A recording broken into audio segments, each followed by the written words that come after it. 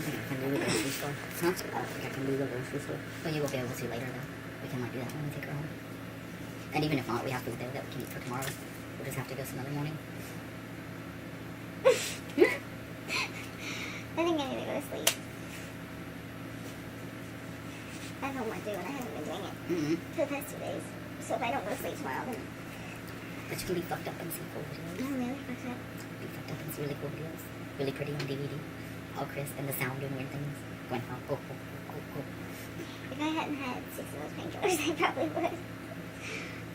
Do you have any more days off? Nope. Until next weekend. It's so short. I hate it. What time do you off in the morning? Oh, 8. And you work tomorrow night? I'm going at What time will you go to sleep on Sunday? by 10. Actually, we'll probably like eat and go right to bed. That's what we usually do on work nights.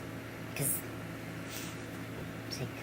that we're eating like our only meal for the next 24-hour period when we get off of work. So we like start that, and when it's done, eat it and have a couple of cigarettes, and if we have the wine, drink like a glass of wine, and by then it's 9 or 10. And you're like, I have this many hours of sleep. And then hop into bed. Get up, work your ass off for so long. Come back home, do the same thing again. I hate being there. I cannot stand being there. And I have to start training on like the most dangerous machine in the warehouse this week. Really? Yeah, I worked on it last year, but I shipped at the end of it. I actually worked it one night, and they know the guy that actually ran it last year with me is doing something important now, so I'm their only option, and they're going to start running that Sunday night. It's the thing that ships the CDs and the videos. That's the Levematic. What does it do? You put the disc in the piece with the receipt into it, and it runs it down a line, and gets to the end of the line, and it drops a cardboard thing, and that runs along, and then it drops the disc or the video or whatever onto that, and it runs it through this big machine where it folds it all around it and glues it closed, and then it comes out the other end, and it breaks and shatters shit and everything. And if you got your hand like stuck in it would tear it off. It's like the most dangerous machine in the warehouse. And Has anybody been injured with it? Yeah, just like no one's had their arm ripped off or anything, but people have been like cut by it and things. Nothing happened to John last year with it, I know. It's just really dangerous if you're not careful, that's all. And I wouldn't have a problem with that. My problem with it is just that I don't want to run it because it destroys so many discs, and I can't stand all the noise. It makes a lot of noise, a lot of like slamming noises and things, you know. And I would wear headphones for me. I won't be able to actually with it because I'll need to pay attention to the noises so I can hear if it damages something. And I actually pulled my manager aside the other day and told him I didn't want to do it and that I was having anxiety because of it. And he was like, I am too, but you're all that I have right now. And I'm thinking, well, if they're going to fully retrain me on it because of the fact that I don't remember how to run it, why not put someone in there who's going to walk in new to it as me? You know, I ran it one night. All I can remember about it is dropping the CDs into the arms, the fingers that pull it. Is it kind of like a tobacco singer?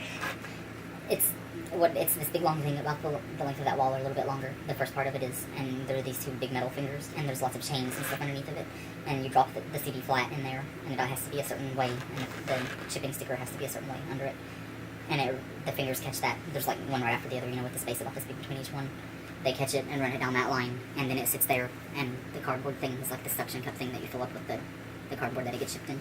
And it drops that, and fingers catch that and run it along, and about the time that it passes under the item, it drops the item, and something else shoots, like a coupon book or whatever, on top of that, and then it goes under this glass cage, which is where it destroys things at, and these big wheel things, and just all of this shit starts going on underneath the glass, and that folds the cardboard all around it. It lays glue on it here and on the sides, and it totally folds it into the shipping thing, the shipping cardboard that shrinks down to about that big, that starts off about this big, and at that point, that's all like human error, sort of, because if you don't have everything set perfectly, you have to change it for, like, you know, you've got 1 disc, and then some orders have 2 discs, some orders have 3 discs, and some orders have 4 discs, and then you can ship 1 video, normal size video.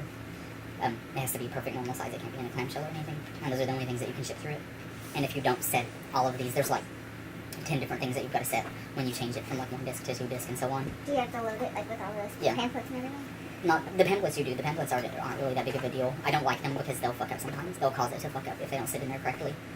But it's all in that folding process. If you don't set it exactly right, if you've got it off by like a centimeter, then the disc gets lodged and it goes and it shatters it. It is totally, you pull it out of there. You've got an air hose.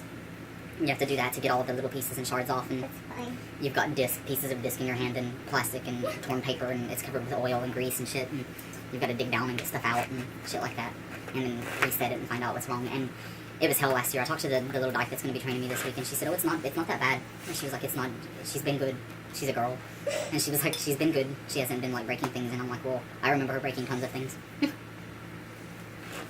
And the whole thing about it is that it's not. I wouldn't mind it if everything was set out into a Virgo to where it, you know, when you're going to change it from 1 disc to 2 or whatever, that there's some marker that you can slam it into to set everything, that you've got to turn and screw and set and everything like that.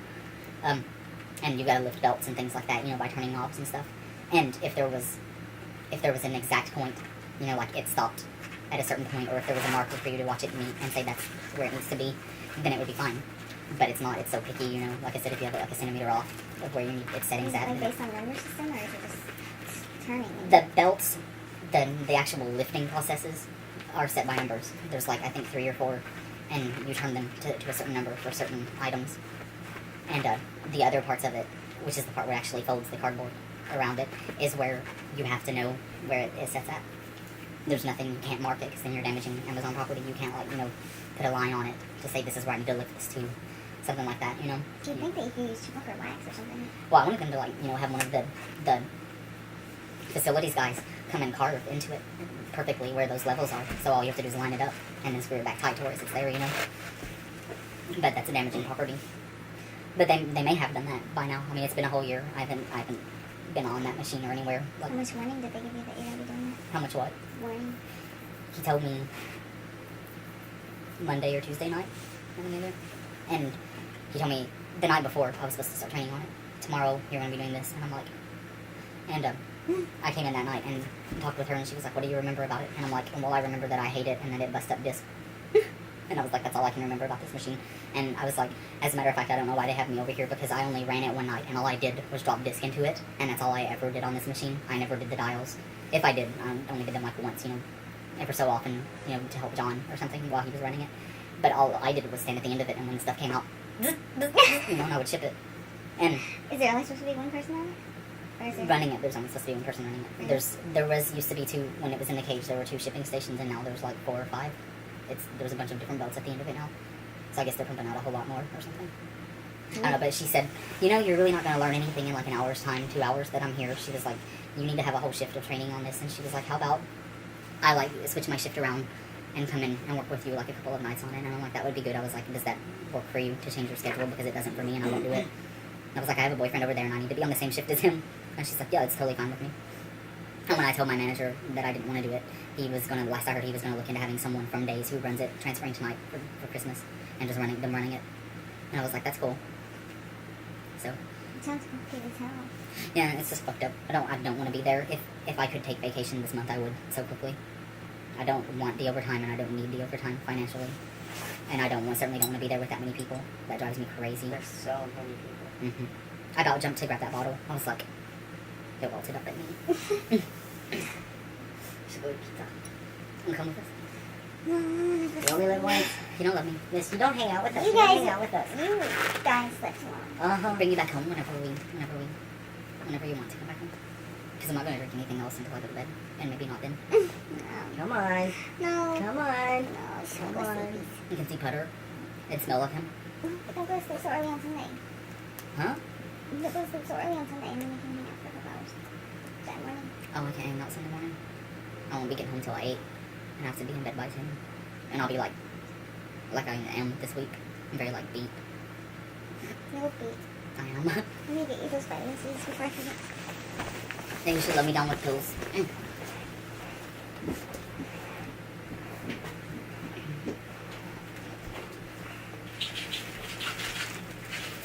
so hungry. Yeah.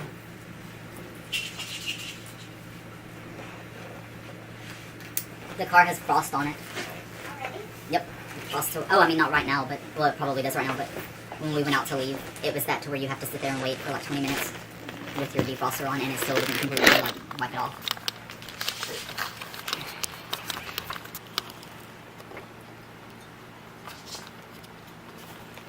Are you allergic to penicillin? I don't think so. Penicillin is the one that makes you sick if you have an ache, right? You have what? I am allergic to aspirin, though. I'll bleed my guts up if I have aspirin. It may be a certain amount.